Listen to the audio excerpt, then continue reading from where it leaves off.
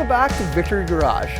So far, we've got skin in the game, we've got a very aggressive timeline, and an ambitious goal to create an EV motor from scratch. I just kind of made a comment at one point of why not we just make our own stuff. We said, you know what, let's do it. We felt that we could build an extremely innovative, powerful, lightweight motor. I thought that was very exciting. I thought that this is a great time to collaborate and work. Erge has joined our team now, and between the two of them, the goal is to have this thing, in a truck within the next 3 or 4 months, running up and down the roads, thrashing it and testing it in winter conditions. So they've got 6 months to get this done as far as I'm concerned. So where do we begin?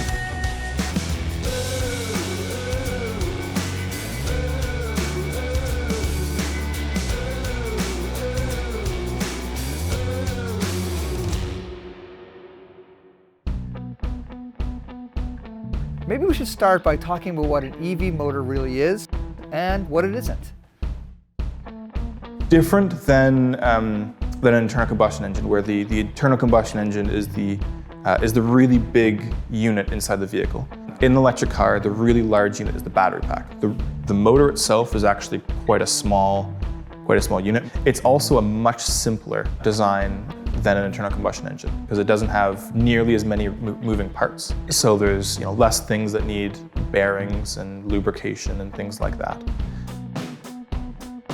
Making a motor is definitely a bit of a challenge in the sense that there's just so many competitors in the first place. Secondly, which kind of technology to go for. So like there are tons of different types of gasoline engines, there are also many different types of motors as well. And they all have different ways that the stator and the rotor interact. An electric motor uses electricity. The electricity energizes electromagnets. And the electromagnets will induce a torque in the rotor. And then that's how you generate torque and speed, as opposed to explosions that are pushing a piston and creating rotation that way. You're just turning it through electricity, through magnetism.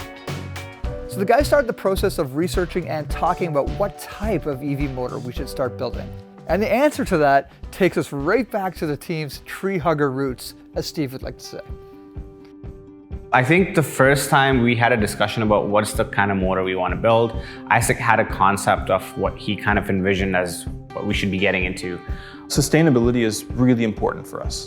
I was kind of looking into different motor supply chains and how they work and kind of trying to figure out what are some of the problems with motors. One of those issues is the mining and the processing that's involved with rare earth magnets.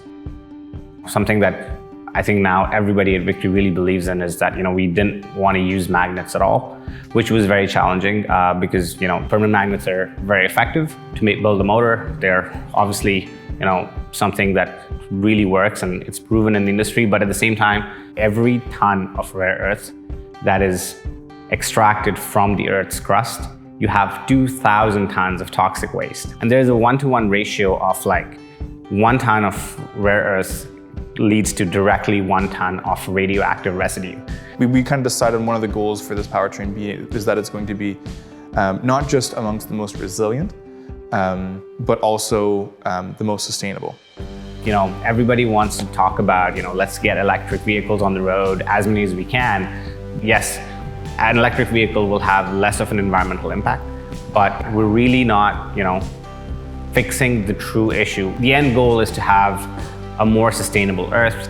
The end goal is to have less carbon footprint. And if not now, 20 years later, we're gonna have those resources depleted, and then we're gonna solve that problem then. So that's why at Victory we want to do that today, so we're ahead of the game. And then the other part about it is that the motor has to be coupled with a gearbox, which then also we're using oil for that. There's going to be oil involved with lubricating the gears, and there is going to be tons and tons of steel, which is a carbon-intensive material. So I wanted to use a motor that didn't have magnets, was direct drive, didn't require a gearbox, reducing the amount of steel required to just the magnetic components of the motor to make it as sustainable as possible. So with the goal to make our motor incredibly powerful and sustainable, our team got right to work at prototyping, but not prototyping in the way you'd expect. Yeah, so Isaac first showed me a whiteboard full of lots of scientific calculations in math and physics about motor torque and motor speed and current windings. We wondered how that would translate to a prototype, how you get from a whiteboard drawing to something maybe being machined in pretty aluminum and assembled on a workbench, and we're called in and we look at it and we see it run and we crack open the champagne, but that wasn't the case. It was paper cutouts and masking tape. Yeah. So we've been doing some arts and crafts, trying to get the proper motor structure. As we're working on the development of this, or as I was kind of trying to figure out where the best places to start, I was thinking about the history of development in the automotive industry. It kind of started out with very simple cars, and they've been able to iterate them, pretty much right since the patent Motorwagen from Carl Benz. So a lot of companies that are doing development have a big historical advantage on us by just having years and years and years and years and years of development on us. And I thought, what is the simplest way that we can possibly prototype a motor so that we can get as many prototypes under our belt as we possibly can? The nice thing is that you just have really three sheets that basically just need to kind of interact. And I thought, 3 sheets of paper. We have 2 stators and 1 rotor in the middle. What that means is basically you have a sandwich, which is basically you have 1 disc in the middle of that sandwich which rotates on the magnetic power. Me and Isaac, we just took a chart paper, we started cutting, some motor designs, and you can see how a lot of the initial interactions will work. So you can see here that this part is aligned. So here, this is the starting position for the motor. The way that it works is you have a battery is hooked up with a bunch of these coils with switches in between each coil in the battery. When you turn on the switch, it energizes that particular coil of wire, which turns it into an electromagnet, and then that aligns the rotor with that particular coil. When you fire on the red coils of this phase of the stator, the rotor moves and aligns with that. Then you turn off that switch to reduce the force there, turn on the next one, and then it's going to move over to align with the next coil. Turn that one off, turn the next one on, and it's going to move a little bit more. And then you just keep doing that until you have a continuous motion. And finally, we are back to the starting position. Here's what a motor will look like, and if you spin these 2 pieces of paper together at just the right angles, you'll see how the rotor and the stator interact, and how you can imagine that the stator will pull the rotor around segment by segment by segment, and it's no more than 2 pieces of cardboard. And it takes you all of a couple minutes to make one of those prototypes. And I'm thinking, oh my God, we've invested hundreds of thousands of dollars. We've got 2 pieces of cardboard. It's like something in grade 1. It's not even grade 3, it's grade 1. Anyway, thank God I understood the theory from that. It was very descriptive, and it was very easy to get how that thing would work. And then you could kind of understand that the next step might be to actually cut some metal and build something. So now we are really just in the process of constructing that in real life, because then at some point you do have to go to carbon fiber and steel and all that kind of good stuff. So we have the rotor and stator geometry figured out. As you guys can see, we have a missing rotor, and that's the first rotor at Victory, guys. So congrats. The nice thing with building it out of paper is that we ended up with a template. They're able to basically take this paper template, trace it out onto a sheet of carbon fiber, also trace that onto sheets of steel, cut it out, and put it together using crazy glue, and build a motor just like that, just using paper templates.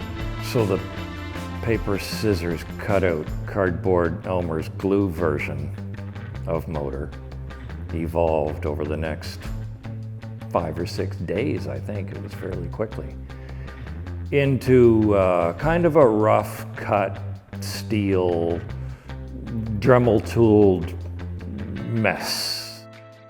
When Arj and I finally got it ready to present to Greg and Steve, We were definitely a little nervous because this motor was not pretty. Like if you see version 1, it looks like a bunch of kids trying to build a motor because it has got so many manufacturing defects. That was just us staying up all night with a Dremel. We had a lot of tolerancing issues, we had a lot of alignment issues, we had a lot of issues with even fitment. That looks like a rectangular hole, but it really isn't in the plate. And these coil windings look more like a ball of twine after a kitty cat wrestled it around the living room than a professionally wound coil. Being able to make things by hand meant that the tolerances were absolutely atrocious. We took this motor and basically said, okay, well it at least proves the concept. This motor is definitely not going to be winning any performance awards by any stretch. Or aesthetic awards. Or aesthetic awards, definitely not. So it was a bit of a shock, I think, to show everybody what the end product ended up looking like. However, they wanted to demonstrate that this thing could actually move a rotor, preferably with an axle attached to it at some point, and make power. And they hauled us all into the test lab and hooked it up to a battery, and after a few trials and errors with battery connections and sparks flying, we actually witnessed a stator being energized and a rotor moving a fraction of an inch. Now, what did we expect to see?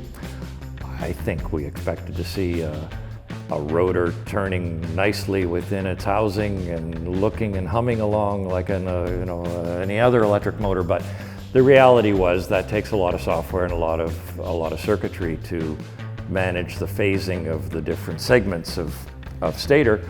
So normally that's controlled by a computer. We're going to be developing it ourselves and integrating the motor controller right into the motor itself. But for the first test, we needed a way to be able to switch the motor on and off. That was all done very manually with a bunch of toggle switches, so it was impossible to do it quickly. And only possible and feasible to move this thing, at the most 1/8 of an inch at a time. But eventually we got it to go all the way around and complete a revolution, and kind of more or less prove the theory that we weren't completely off our rocker. Seeing the first version of our motor spin was actually a huge deal for us. And Isaac, always concerned about celebrating our wins, had a very special thought about how we can all get together and have a toast. Early on, I wanted to introduce to the team the concept of a victory bubbly, which is that when you start at the company, you kind of define what a really important milestone is for you to achieve when you're here. That can be anything from a technical goal like the motor turning or the motor spinning at a certain RPM. Mine is the first time we sell the motors, and we have set that now as milestones. And then when that person achieves their goal here, then the entire team will celebrate, basically. So we give them a bottle of victory bubbly, and basically we just kind of celebrate together. We pop the cork, and we all just drink. I'll just drink together to really celebrate this person's first real victory at the company. That is amazing, Isaac. Yes. Did you make this? Yeah. Yep. So when we build a storm, we'll smash that over the power. Exactly.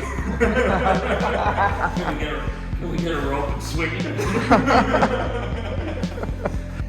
So the boys were pretty proud of themselves that this thing actually demonstrated that it could turn, that it didn't just completely burn up on the test bench.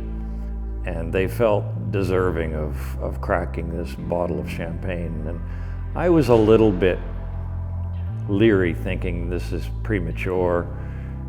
Again, I kind of wanted to see a flip of a switch and a motor humming, but this really did prove the theory. And the champagne bottle was sitting there, and we were all quite excited that it looked like something we could ultimately commercialize. So I caved. We cracked open the champagne and had a great couple of toasts. There you go. That's it. That one's mine. So many victories. And then it was onward and upward to the next reason to crack the champagne open.